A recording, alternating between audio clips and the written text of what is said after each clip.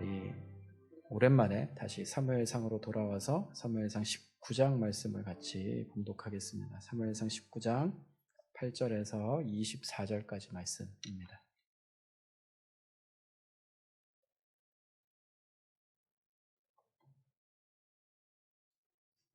사무엘상 19장 8절에서 24절까지 말씀 우리 한 절씩 교독하겠습니다.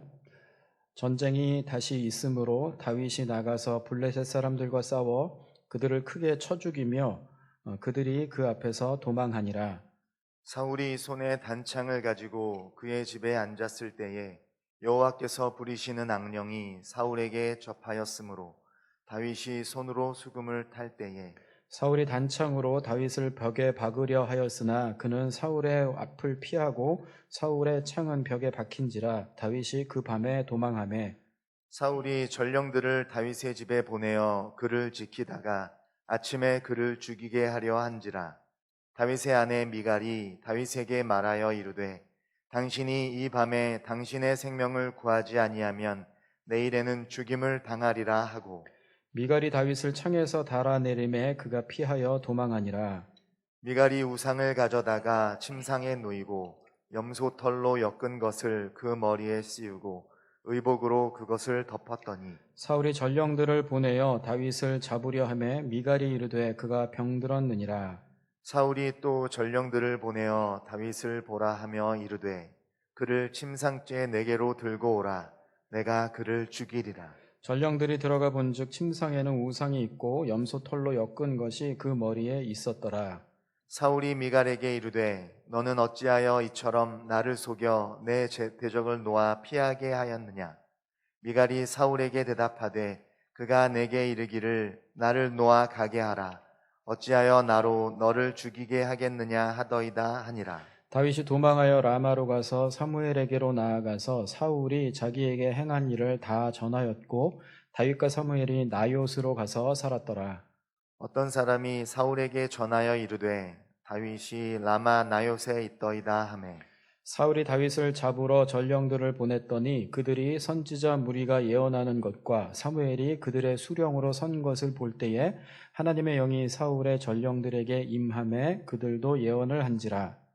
어떤 사람이 그것을 사울에게 알림해 사울이 다른 전령들을 보냈더니 그들도 예언을 했으므로 사울이 세 번째 다시 전령들을 보냈더니 그들도 예언을 한지라. 이에 사울도 라마로 가서 세구에 있는 큰 우물에 도착하여 물어 이르되 사무엘과 다윗이 어디 있느냐. 어떤 사람이 이르되 라마 나요스에 있나이다.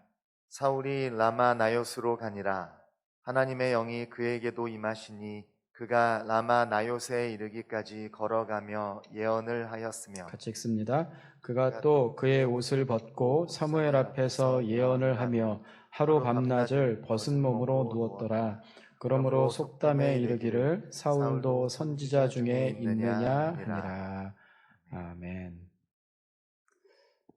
우리가 사무엘상에 오랜만에 돌아왔는데 18장에서는 골리앗을 죽이고 이제 돌아오는 길에 여인들이 군대를 환영하면서 노래를 불렀던 그 노래가 사울이 죽인 자는 천천히요 다윗은 만만을 죽였다 하는 노래를 듣고서 사울이 이제 자기보다 다윗을 더 높이는 노래를 듣고 나서 다윗에 대한 경쟁심 또 왕위를 빼앗길지 모른다라는 두려움 때문에 다윗을 죽이려고 마음을 먹었던 것을 우리가 18장을 통해서 봤던 일이 있었습니다. 이제 19장에 이렇게 넘어오는데 18장하고 19장은 조금 이제 분위기가 달라집니다. 18장에서는 사울이 다윗을 죽이려는 마음을 먹기는 먹었는데 주로 생각으로 이제 죽이려는 생각을 했었습니다. 간접적으로 죽게 하려는 생각을 품고 있었던 것을 이제 18장에 보여주고 있습니다.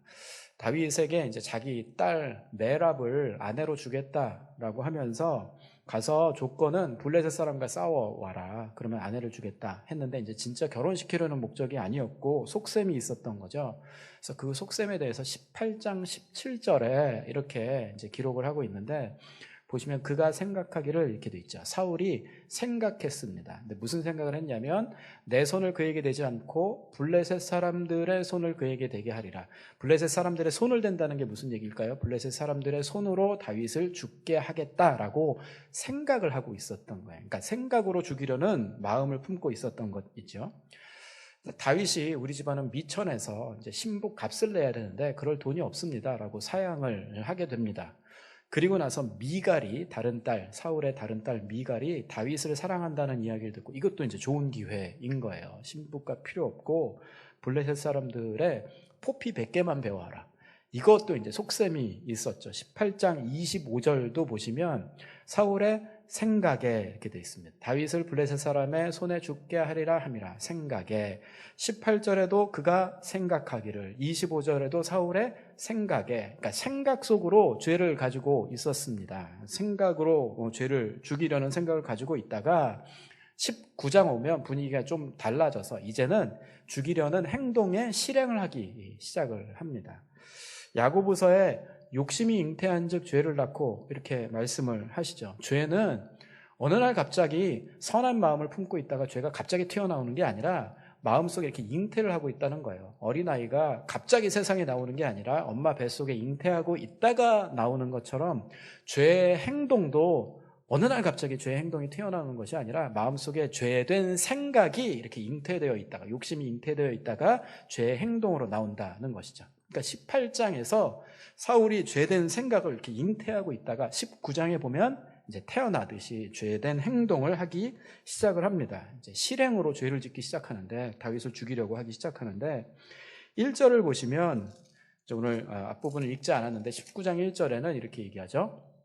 사울이 그의 아들 요나단과 그의 모든 신하에게 다윗을 죽이라 말하였더니, 그러니까 이제 여러분 조선 시대에 임금이 있고 또 신하들이 있고 세자도 있고 모여서 정부 기관이 공식적으로 하는 회의를 조정이라고 하잖아요. 조정회의가 열린 거예요. 신하들도 있고 임금이 이제 어명을 하달을 합니다. 무슨 어명이냐? 다윗을 죽이라.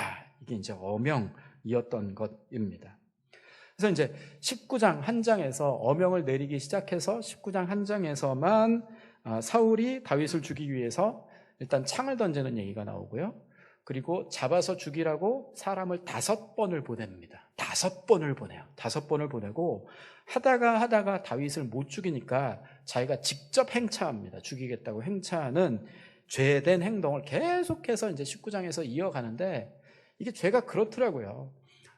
상대방을 죽이는 게 아니라 먼저 죄를 짓는 자신을 먼저 망가뜨리더라고요. 그래서 19장 마지막에는 사울의 망가진 모습, 사울의 허물어진 모습을 기록을 하고 있는데 오늘 본문 마지막 부분에 보면 23절, 24절에는 사울의 마지막 허물어진 모습을 보여주고 있습니다. 23절을 한번 보여주실까요? 19장 23절에 보면 사울이 라마나옅으로 가니라. 여기서 라마나옅이 이제 다윗이 사울을 피해서 도망갔던 곳이 라마나옅입니다. 사울이 라마나옅으로 이제 마지막에는 어떻게 해도 못 죽이니까 직접 죽이겠다고 라마나옅으로 갔습니다. 그런데 하나님의 영이 그에게도 임하시니 그가 라마나옅에 이르기까지 걸어가며 예언을 하였으며 하나님의 영이 이렇게 임해서 예언을 했다는 거예요. 그런데 여기서 하나님의 영이 임하고 예언했다는 것은 성령 충만해져서 하나님의 말씀을 전한 정상적인 예언이 아닙니다.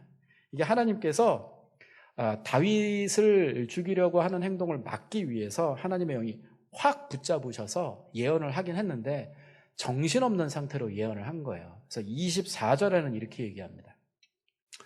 그가 또 그의 옷을 벗고, 이상하죠. 예언을 하는데 옷을 벗고 사무엘 앞에서 예언을 하며 하루 밤낮을 벗은 몸으로 누웠더라. 그러므로 속담에 이르기를 사울도 선지자 중에 있느냐 하니라. 예언을 했는데 옷 벗고 하루 밤낮을 벗은 채로 누워서 중얼중얼 이렇게 예언을 하는 거예요. 옷 벗고 누워서 중얼중얼 하루 종일 얘기를 하는 거예요.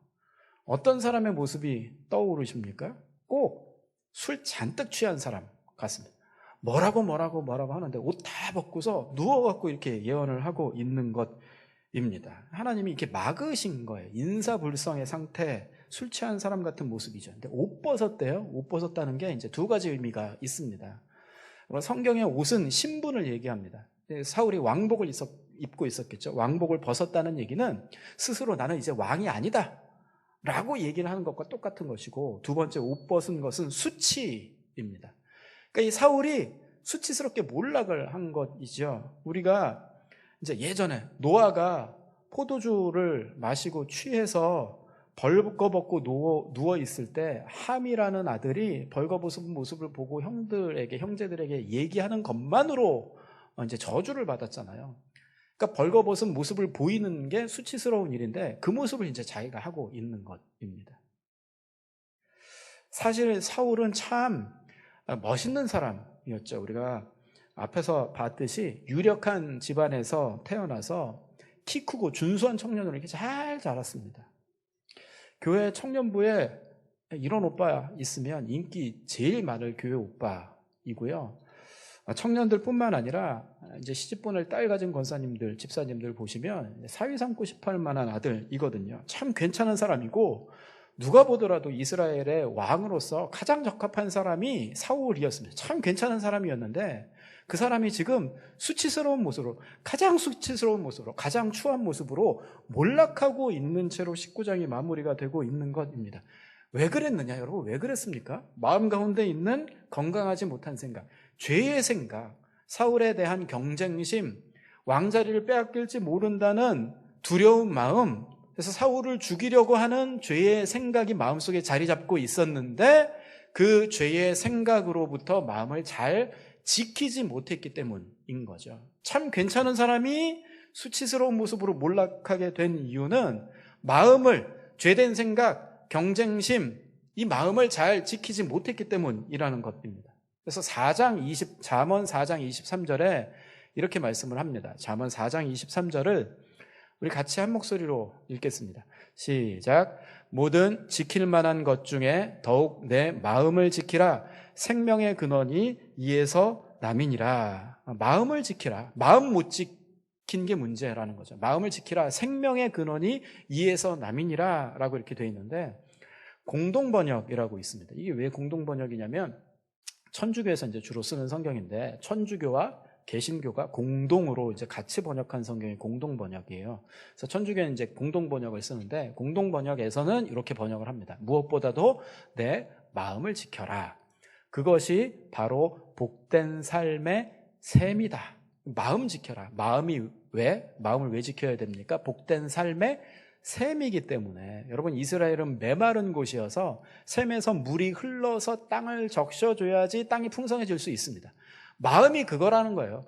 온 삶을 복되게 적셔줄 수 있는 셈, 수원지가 마음이기 때문에 마음 잘 지키라는 것이죠. 여러분, 팔당호 수원지가 오염되면 온통 서울 사람들 다 병듭니다. 오염된 물 먹고 다 병들고 죽을 수도 있습니다. 그래서 상수원 보호구역을 이렇게 철저히 지키잖아요. 그런 것처럼 마음이 수원지라는 거예요. 온 삶을 풍성하게 만들 수 있는 수원지가 어디냐? 다른 거 아니고 마음이다. 그래서 마음 지켜야 된다라고 말씀을 하고 있는 것입니다. 사울이 마음 지키는 것을 실패했습니다. 경쟁심, 두려움, 죽이려는 죄된 마음으로부터 마음을 지키는 것을 실패했던 것이죠. 이 시대는 몸의 시대라고 할 수 있습니다. 여러분, 이 시대 사람들의 가장 중요한 관심이 뭐냐? 몸이에요. 건강한 몸. 또 이제 사람들이 보기에 매력적인 몸. 몸이 이 시대의 사람들의 가장 중요한 관심입니다. 그래서 하여튼 이게 몸에 좋다는 건 많기도 하고요. 많이 먹기도 하고요. 저도 작년에 ABC 주스라고 이렇게 주셔서 먹었거든요. ABC 주스가 애플, 비트, 캐럿 해갖고 사과하고 비트하고 당근하고 갈아서 먹는 주스가 ABC 주스인데, 이게 이제 찾아보니까 굉장히 놀라운 주스더라고요. 성인병을 예방하고 내장 지방을 줄이고 체중 감량에 도움된다고. 그래서 이제 한동안 주셔서 먹었는데 살은 잘 안 빠지더라고요. 왜 안 빠지나 잘 모르겠어요. 또 이제 여러분, 이게 건강식품이 유행이 있습니다. 요즘엔 봤더니 귀리에다 우유를 이렇게, 우유에다 귀리를 타서 귀리 우유가 유행이에요. 또 얼마 전부터 그걸 주셔서 이제 먹는데 보니까요, 이 귀리 우유도 콜레스테롤 수치를 줄여주고 또 다이어트에 도움이 된대요. 먹는데 이것도 살이 잘 안 빠져요. 왜 안 빠지는 거 하고 봤더니 이 귀리 우유를 먹고 나면 포만감이 들어서 밥을 안 먹어야 되는데 저는 보니까 그렇더라고요. 귀리 우유는 우유대로 실컷 먹고 나서 밥은 또 밥대로 실컷 먹으니까 이게 살이 빠질 수가 없더라고요. 하여튼 이게 많아요. 이렇게 많습니다. 몸에 좋다는 것 많고 유행도 하여튼 좋은 거 많더라고요. 사람들이 다 찾아서 이렇게 열심히 먹습니다. 좋죠. 건강을 위해서 이렇게 먹는 거예요. 그런데 그냥 건강한 몸만으로는 안 됩니다. 건강한 몸만으로는 안 되고 보기도 좋아야 합니다. 그래서 이제 보기 좋은 몸 만들기 위해서 얼마나 노력을 많이 하는지 몰라요. 유튜브에 이제 검색을 홈 트레이닝의 줄임말이 이제 홈트인데 홈트로 검색하면 각종 영상이 하여튼 한도 끝도 없이 나오는데 아랫배 빼는 운동. 이게 다 이렇게 필요하구나 하고 느껴지는 제목들이에요. 아랫배 빼는 운동. 60몇 킬로가 50킬로 된 운동 비결. 이리고 뭐 하루에 몇 분만 하면 2주 만에 몇 킬로 빠지는 영상. 이게 이제 하여튼 한도 끝도 없이 이렇게 쭉 나옵니다. 어떤 영상은요, 사람들이 수백만 번을 봤어요. 예수촌교회 설교 영상은 100번이 될까 말까 하는데, 하여튼 이게 이제 수백만 번이 봅니다. 몸의 시대인 거예요. 여러분, 역사상 수천 년 동안의 역사 동안 이렇게 몸을 귀하게 여기던 시대가 한 번도 없습니다. 그래서 어떤 철학자가 몸의 시대라고 표현을 합니다. 몸 관리 잘 해야죠. 이 몸도 하나님이 주신 것이거든요. 몸을 소홀히 하는 것도 하나님께서 기뻐하시는 게 아닙니다. 몸 관리 잘 해야 합니다. 잘 해야 되는데, 그런데 몸만 생각하고 몸만 지키고 마음은 신경도 쓰지 않아요. 그럼 사람들 보면 성도들도 역시 마찬가지로 마음 가운데 온통 죄의 생각, 하나님께서 기뻐하시지 않는 더러운 생각들, 죄된 것들, 건강하지 않은 것들, 하나님이 주신 마음이 아닌 것들이 가득 차 있음에도 불구하고 이 마음을 돌보지 않습니다. 마음을 지키지 않아요. 그래서 마음이 온통 쓰레기통이 될 때까지, 하나님께서 원하시지 않는 죄가 온통 마음에 자리 잡을 때까지 마음을 그냥 그렇게 방치해 두는 것입니다. 근데 오늘 하나님께서 말씀하세요. 무엇보다 마음 지켜야 된다고. 생명의 근원이 여기서 난다고. 복된 삶을 만드는 샘 근원이 마음에 있다고. 그래서 마음을 하나님께서 기뻐하시는 생각으로 믿음과 소망과 사랑과 은혜로 가득 채워야 삶이 복될 수 있음을 말씀을 하시는 것입니다. 2021년 마음 잘 지키는 한 해 되시기 바랍니다. 하나님 마음이 아니라 절망적인 생각, 하나님께서 주시는 것이 아니라 죄된 생각들이 가득 차 있다면 버리고 하나님의 마음으로 가득 채움 받아서 풍성한 삶을 살아가게 되시는 우리 성도님들 되시기 바랍니다. 사울이 그걸 실패한 거예요. 마음에 죄된 생각이 있었음에도 불구하고 이걸 그냥 뒀더니 죄된 행동이 막 나타나면서 스스로 망가지게 되었던 것이죠. 사울이 다윗을 죽이라 라고 한 명령을 듣고서 요나단, 아들 요나단이 나섭니다. 다윗이 죽게 생겼으니까 요나단을 일단 이렇게 보호해놔요. 숨겨둡니다. 그리고 아버지 사울에게 죄의 길로 가고 있는 사울을 돌이키기 위해서 아버지에게 가서 얘기를 하는 것이 5절에 나오는데요. 19장 5절을 보시면 이제 하반절에 보면 어찌 까닭 없이 다윗을 죽여 무죄한 피를 흘려 범죄하려 하시나이까. 이게 이제 요점입니다. 여러 가지로 얘기하면서 무죄한 피를 흘리려고 하시는 것이다. 여러분, 율법에 무죄한 피를 흘리는 것은 엄하게 금하시는 큰 죄입니다. 이게 무슨 얘기를 하고 있는 거냐? 아버지 지금 죄의 길로 가고 계십니다. 이게 들으면 기분 나쁜 얘기이죠. 아들한테 지적받기 굉장히 기분 나쁜 얘기이지만 한편 잘 생각해보면 요나단을 통해서 하나님이 하시는 말씀인 거예요.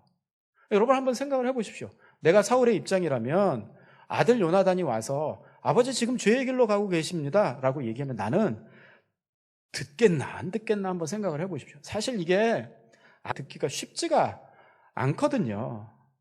이제 내 잘못을 깨닫게 해주시는구나 하고 들으면 좋은데 이게 참 쉽지가 않습니다. 어쩌면 이제 대부분은 저도 아마 그럴지 모르겠는데 시끄럽다고, 내가 다 알아서 한다고, 다윗이 지금 저렇게 네가 왕돼도 너의 왕권을 위협해서 내가 알아서 하는 거라고 잠자코 있으라고, 보기도 싫다고, 저기 물러가라고 할 법도 한데 놀라운 게 뭐냐면 여러분 6절 보세요. 6절을 보시면 사울이 요나단의 말을 듣고 이렇게 되어 있습니다. 들었대요. 굉장히 놀라운 것입니다. 아주 좋은 태도인 거죠. 사울은 요나단 아들이 하는 죄에 대한 지적을 들을 수 있는 귀가 있었습니다. 마음이 굳어 있으면 못 듣거든요. 근데 이제 유연한 마음이 있었던 것입니다. 예전에는 남의 얘기 안 듣고 내 뜻을 이렇게 강하게 관철시키는 게 강한 줄 알았는데 그게 아니더라고요. 들을 수 있는 게 강한 것이죠. 사울이 들었습니다. 놀랍게도 들을 수 있었습니다. 그래서 우리 성도님들이 계속해서 이제 들을 수 있는 유연한 마음을 가지실 수 있으면 좋겠습니다. 사람이 성공하면 할수록 잘 못 듣습니다.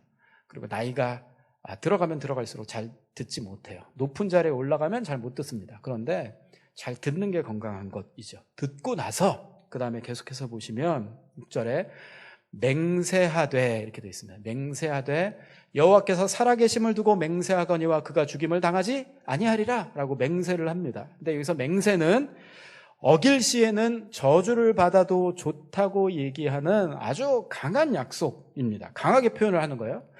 근데 이제 맹세를 어떻게 하고 있느냐? 여호와께서 살아계심을 두고 맹세한다고 표현을 하고 있습니다. 근데 맹세할 때 하나님을 거론하는 것은 맹세를 어길 시에 뭐가 되느냐? 여호와의 이름을 망령되게 일컫게 되는 결과이거든요. 그래서 이제 이게 맹세를 어긴다는 것은 이제 굉장히 큰 죄가 되는 것입니다. 맹세하는 안 죽이겠다. 하나님의 살아계심을 두고 맹세한다라고 이제 맹세를 합니다. 진심일까요? 진심인 것 같아요. 제가 볼 때는 이거 진심인 것 같습니다. 근데 표현이 너무 과해요.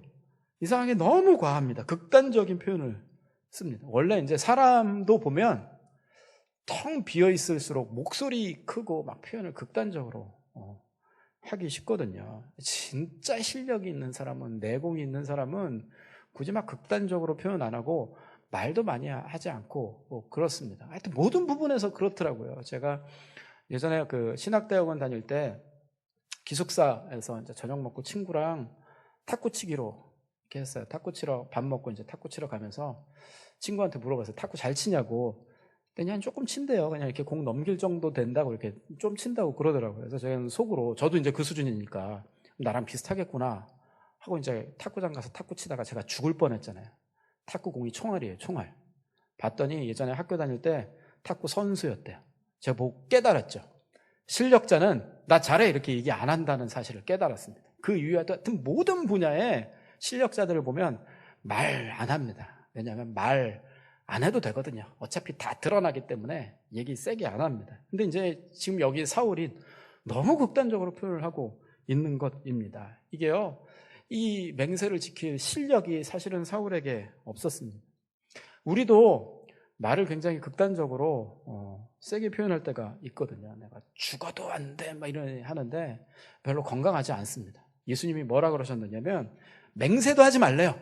그냥 오르면 그거 하래요. 근데 지금 하나님이 살아계심을 두고 맹세한다라고 얘기를 합니다. 사울도 그냥 내가 잘못했다. 이거 안 죽이는 거 맹세할 일이 아니잖아요. 내가 잘못 생각했다. 죽이지 않겠다 하고 그대로 하면 되는데 너무 극단적으로 얘기를 합니다만 사울이 맹세를 지킬 영적인 실력이 없었습니다. 얼마 안 가서 다윗을 또 죽이려고 하죠.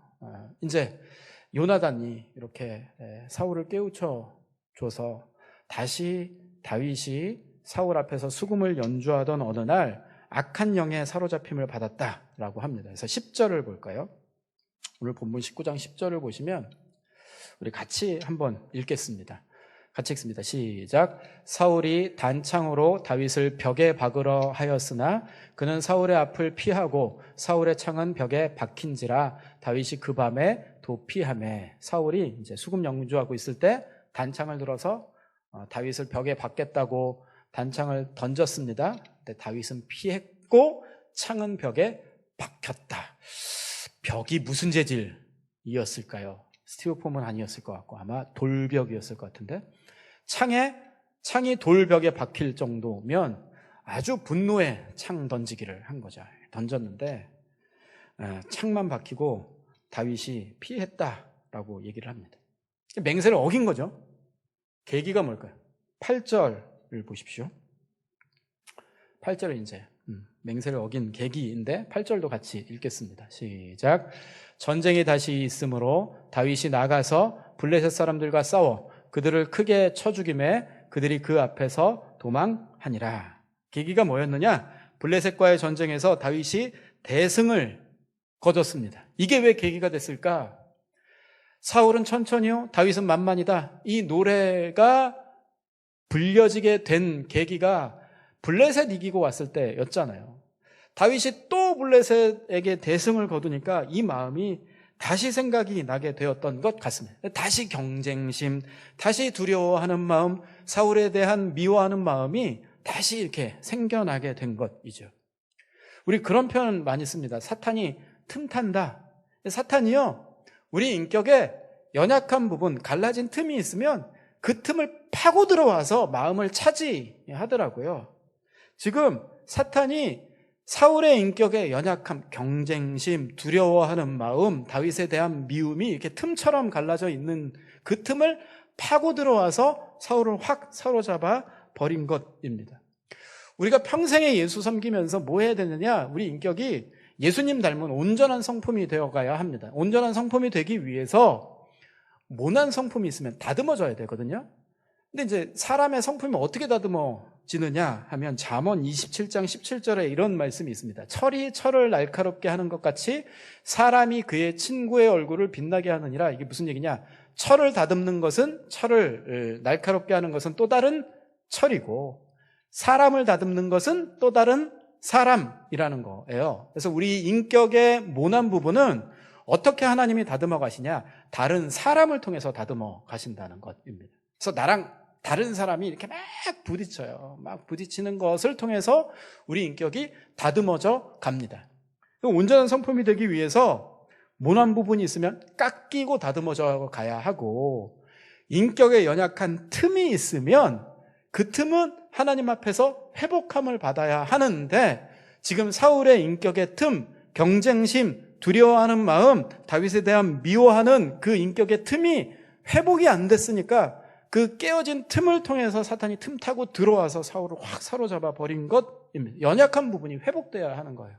깨진 부분이 회복돼야 하는 것입니다. 여러분들 보시기에 저는 성품이 어떤 것 같으세요? 제가 스스로 얘기하기 좀 부끄러운데 온순하고 온화한 편인 것 같지 않으십니까? 예, 뭐 그런 사실 뭐 이제 자세히 보면 그렇지는 않지만 그냥 그렇다고 해 주십시오. 뭐 그런 편인 것 같아요. 좀 부끄럽지만 제가 청년 때였던 것 같아요. 언제였는지 정확하게 기억은 안 나는데 어느 날 분노가 마음 가운데 분노가 확 폭발을 하더라고요. 확 폭발을 했는데 이게 화난 제 모습이 스스로도 당황스러운 거예요. 이게 내가 왜 이러지? 놀랄 정도로, 스스로가 놀랄 정도로 이게 분노가 확 폭발이 되더라고요. 그래서 제가 하나님한테 기도하면서 물었습니다. 하나님, 저 왜 이래요 도대체? 왜 이러는 거예요? 너무 놀라갖고 하나님한테 물었습니다. 근데 하나님이 생각나게 해주시는 게 있더라고요. 그게 뭐냐면 제가 어릴 때 개척교회 목회자 아들이었잖아요. 뭐가 생각이 나냐면 제가 개척교회 목회자 아들로 자라면서 억울한 마음이 마음 가운데 있더라고요. 그래서 이제 제 또래, 교회에서 같이 자라던 또래 애들이 하는 거 똑같이 하면 저는 혼나요. 다른 애들은 괜찮은데 저는 혼나요. 그 마음 가운데 억울했더라고요. 나 하는데 왜 나만 혼나냐 하고 억울한 마음이 있었더라고요. 한 개 잘못하면 내 생각에는 한 개만큼 혼나는 게 정상인 것 같은데 두 개만큼 혼나요. 왜 이렇게 많이 혼나지? 하고 억울한 마음이 있었더라고요. 친구랑 싸우면 제가 더 혼나요. 억울한 마음이 있었더라고요. 뭐 지금이야 이제 교회에서 목사들이 엉망이면 성도들 시험 들까 봐 더 엄하게 하셨구나 하고 지금이야 이해가 되는데 그때는 그런 철이 없었습니다. 그냥 억울한 마음만 상처로 남아 있었던 것 같아요. 그러니까 이게 회복이 안 되니까, 억울한 마음이, 상처가 회복이 안 되니까 이제 그 상황이, 제가 분노가 확 폭발한 그 상황이 억울한 때이더라고요. 억울한 일을 겪으면 그렇게 분노가 폭발을 하는 거예요. 그래서 제가 기도했습니다. 하나님, 저 좀 회복시켜 주시라고. 지금은 예전에 비해서 그래도 많이 나아졌어요. 그래도 많이 나아졌는데 만약에 그 상태가 그대로 방치가 돼 있다면 사탄이 틈타고 들어올 틈이 될 수 있는 것이죠. 사람들이 대체로 다 있습니다. 다 마음에 사탄이 틈타고 들어올 만한 인격의 연약함이 대체로 다 있습니다. 어떤 분들은 가난에 대한 기억 때문에, 결핍에 대한 기억 때문에 그게 이제 사탄이 틈타고 들어올 연약함이 되기도 하고, 또 어떤 분들은 형제가 같이 자라는데 계속 무시당하는, 비교당하면서 무시당한 거예요. 그것 때문에 연약함을 가진 분들도 계시고, 부모님의 이제 사랑, 돌봄을 적절히 잘 충분히 받지 못해서 가지고 있는 인격의 연약함이 틈이 되기도 하고, 그럼요, 사탄이 그 틈을 파고 들어옵니다. 그 틈으로 들어와서 우리를 이렇게 확 사로잡아서 죄 가운데 빠뜨리게 되는 경우들이 있습니다. 그래서 모난 부분이 있으면 다른 사람을 통해서 다듬어져야 되고, 연약함이 있으면 하나님 앞에 기도하면서 회복돼야 합니다. 죄가 사탄이 틈탈 수 있는 구멍이 되기도 합니다. 어떤 사람들은 성적인 부분에 특별히 연약한 분들도 계시고 돈에 연약한 분들도 계세요. 이 죄는 하나님 앞에 씨름하고 기도하면서 회복해 나가야 한다는 것입니다. 사랑하는 성도 여러분, 우리가 하나님 섬기면서 우리의 인격의 모난 부분이 다듬어지고 연약함이 회복되어서 우리가 온전한 예수님의 성품 담게 되는 성도님들 되시기 바랍니다. 이게 사탄의 틈을 내주면요, 우리도 어느 순간에 창든다니까요. 사람 죽인다니까요. 그래서 사울과 같은 성품이 아니라 예수님처럼 살리고 위로하는 인생으로 회복하게 되는 은혜를 누리시는 성도님들 되시기 바랍니다. 사울의 창 앞에서 지금 다윗이 가까스로 피했죠. 집으로 간 거예요. 근데 사울이 못 멈춥니다. 이게 계속해요. 계속 죽이려고 시도를 하는데 다윗의 집에 사람을 보냅니다. 11절을 보십시오. 오늘 본문 11절을 보시면, 사울이 전령들을 다윗의 집에 보내어 그를 지키다가 아침에 그를 죽이게 하려 한지라. 다윗의 집에 사람들을 보내서 이제 간 밤에 보냈나 보죠. 집을 둘러싸서 지키다가, 못 도망가게 지키다가 아침 되면 그 아침에 다윗 죽여라 라고 이제 사람을 보냅니다. 총 사울이 19장에서 다윗을 죽이려고 5번 사람을 보내는데 그 중에 첫 번째예요. 밤에 보내서 지키다가 그 다음날 죽여라. 이게 여러분, 이 사울 소나기에서 다윗이 살아남을 수 있을까 싶은 생각이 들죠. 이 왕이, 사울이 사람을 보내서 집을 에워싸서 지금 다윗은 도관에 든 쥐이잖아요. 근데 피할 길을 미갈을 통해서 내주십니다. 어떻게 하느냐, 미갈이 창으로 달아서 이렇게 내려줍니다. 도망가라고.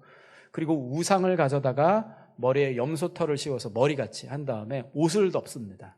예전에 이제 겉옷이 이불 역할도 했어요. 이불 덮고 이렇게 씌워놓으니까 사람 누워있는 것처럼 침상에 이렇게 눕혀두고 다윗을 도망가게 한 거죠. 그래서 다윗을 잡으러 온 사울의 부하들에게 어떻게 둘러대느냐? 병들었다. 다윗이 병들었다. 이 당시에는 싸울 때 병들어 누워있는 적을 공격하지 않았다고 합니다. 이 공평한 전쟁이 아닌 거죠. 비겁한 거죠. 정정당당하지 않기 때문에 병들었다고 하면 안 죽였대요. 그래서 사울의 신하들이 돌아갑니다. 사울이 그 얘기를 듣고 막 흥분을 합니다. 침상채 메고 와라. 그냥 내가 죽일게. 정정당당인 건 뭐고 없어요. 그냥 침상채 메고 와라. 두 번째 이렇게 보내게 됩니다. 그동안 시간을 벌어서 다윗이 도망을 하죠. 어디로 도망을 하게 되느냐. 18절 보시면 18절에 우리 18절 같이 읽겠습니다. 시작. 다윗이 도피하여 라마로 가서 사무엘에게로 나아가서 사울이 자기에게 행한 일을 다 전하였고 다윗과 사무엘이 나요스로 가서 살았더라. 도망가고 어디로 갔냐면 집에서 도망해서 라마, 이제 끝부분에 보면 나옅이라고 나오는데 라마 나옅으로 갔습니다. 거기서 사무엘 선지자가 선지 생도도를 가르치는 선지자 학교가 있었는데 거기로 가서 사무엘에게 간 거예요. 보면 중간에 사울이 자기에게 행한 일을 다 전하였고, 그러니까 다윗이 사울이 지금까지 자기에게 무슨 일을 했는지 사무엘에게 이렇게 다 얘기한 거예요. 어떤 이제 정채봉이라는 시인이 있는데 어릴 때 어머니가 돌아가셨대요. 근데 시 중에 엄마가 휴가를 나온다면 이게 이제 시 제목입니다. 시 내용이 그렇습니다. 하늘에 계신 엄마가 하루만, 아니 5분만 휴가 오셔도 원이 없겠다 하면서 이제 뭐라 그러냐면, 엄마가 휴가 오시면 5분이라도 오시면 내가 처음으로 엄마 부르고 숨겨놓은 세상사 중에서 딱 한 가지 억울한 일 있으면 일러 바치고 울겠다. 이게 이제 엄마가 휴가를 나오신다는 시의 내용입니다. 지금 보니까 사무엘이 다윗에게 엄마인 거예요. 지금까지 사울이 이렇게 했고 이렇게 했고 다 이렇게 얘기를 합니다. 아마 울면서 얘기하지 않았을까요? 여러분, 하나님도 필요한데 이런 사람도 필요합니다. 여러분에게 이제 이런 사람이 있으셨으면 좋겠어요. 힘들고 아프고 억울하고 안타깝고 마음이 무너질 때 가서 다 이렇게 쏟아놓으면 다 들어줄 수 있는 사람, 앞에서 울 수 있는 사람, 여러분 그런 분들 있으셨으면 좋겠어요. 여러분 서로가, 우리 예수천교회 성도님들 서로가 이 역할 해 주셔야 합니다. 여러분 교회는 이런 공동체예요. 다윗에게 사무엘과 같은 공동체가 교회여야 합니다. 교회는 이거 잘못하고 저거 잘못하고 진리에 의해서 바로 잡아가야 하기도 하지만 또 한편으로 아픈 마음이 있을 때, 슬픈 마음이 있을 때 교회 가서 다 쏟아놓고 눈물 흘리고 위로받고 힘을 얻을 수 있는 것이 교회여야 합니다. 지금 사무엘에게 가서 다윗이 그거 하고 있는 거야. 다 얘기하고 있는 거야. 얼마나 힘을 얻었을까 싶은 생각이 듭니다. 여러분 한번 보세요. 다윗은 지금 도간에 든 쥐와 같은 상황이었죠. 왕이 잡아 죽이겠다고 사람을 계속 보내고 있습니다. 도간에 든 쥐이고 위협이 멈추지 않는데, 여러분 지금까지 계속 보십시오. 하나님이 처음에는 요나단을 통해서 다윗을 도와주십니다. 그 다음에 미가를 통해서, 지금 사무엘을 통해서 계속해서 돕고 계세요. 다윗이 느꼈을지 못 느꼈을지 모르겠지만 돌아보면 그렇더라고요. 하나님께서 도간에 든 쥐이고 이 덫에서 내가 피할 수 있을까 계속해서 조여오는 상황 가운데 하나님이 계속 도와주고 계시는 것입니다. 라마 나요세 다윗과 사무엘이 있다는 소식이 사울에게 전해지고 나니까 사울이 또 그곳으로 보냅니다. 세 번째 라마 나요세로 보냈는데 하나님의 영이 임하셔서 사울이 보낸 부하들이 예언을 합니다. 아까 말씀드린 대로 정상적인 예언이 아니라 하나님이 다윗을 보호하기 위해서 딱 막으신 거예요. 그래서 무화경의 상태에 빠져서 막 이렇게 예언을 합니다. 첫 번째 보내도 그래. 사울이 또 보냅니다. 두 번째 보내도 또 그래. 세 번째 보내도 또 그래. 그래서 총 5번 이렇게 이제 사람을 죽이겠다고 계속 보내죠. 하나님께서 이렇게 지켜주십니다. 미갈의 집에 2번 사람 보내고 라마나요세 3번, 총 5번을 보내도 하나님이 보호막을 치고 계세요. 하나님의 영으로 다윗을 보호막을 치고 계십니다. 다윗이 뭐 해야 되냐면 지금 상황이 겹겹이 이렇게 위협이 오고 조여오는 상황 가운데 사울의 답답해서 다윗이 지금 마음을 지켜야 합니다. 지금 마음 지킬 때인 것이에요. 여러분 보니까요, 사람은 문제가 있다고 허물어지지 않더라고요.